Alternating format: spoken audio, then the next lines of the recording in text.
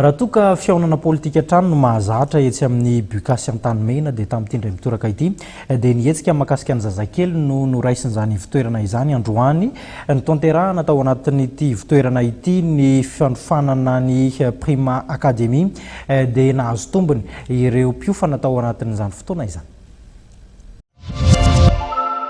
Teo amin'ny 12 androandro Ray aman-dreny tonga nanohina ny antso nataon'ny Prima Baby izay nikarakara ny hetsika Prima Academy. Zany taterana ny faharoa ny tanjona ny Prima Academy zany dia hoe manampy ny Ray aman-dreny amin'ny resaka fibeazana zaza. Izy io zany dia fiofanana maimam-poana no atolotra eo amin'ny Ray aman-dreny. Anisany nisongadina tamin'ity hetsika ity ny fampahafantarana ny sakafo mendrika sy zaza ho an'ny zazakely. Loha hevitra amin'iraisinay resaka psikolojia ny zazakely dia voatery ka hatramin'ny 7 taona dia mikasika ny sakafo ny zaza dia ny tema manaraka ihany koa zany hoe fanomezana torohevitra ho an'ny vehivavy mivoaka. Nilaza olina ary afapo tanteraka tamin'ny fanazavana nomen'ny mpitsabo ireo Ray aman-dreny.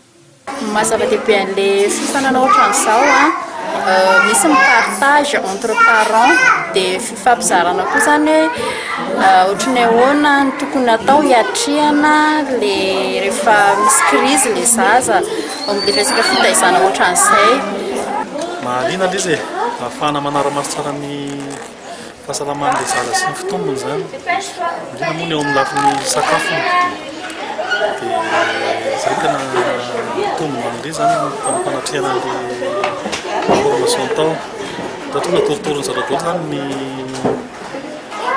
fomba fanomezana sakafo ny zaza zany hoe tena zava-dehibe amin'izy aloha zany dia nonondreny ihany moa izy ny tena prioritaire amin'izy fa manampy-tsakafo fotsiny zany dia zatona sy zava-matorana atao. Marina fa mikarakara hetsika maro ny Prima Baby indro isan-taona ihany kosa manatonsana ny Prima Academy.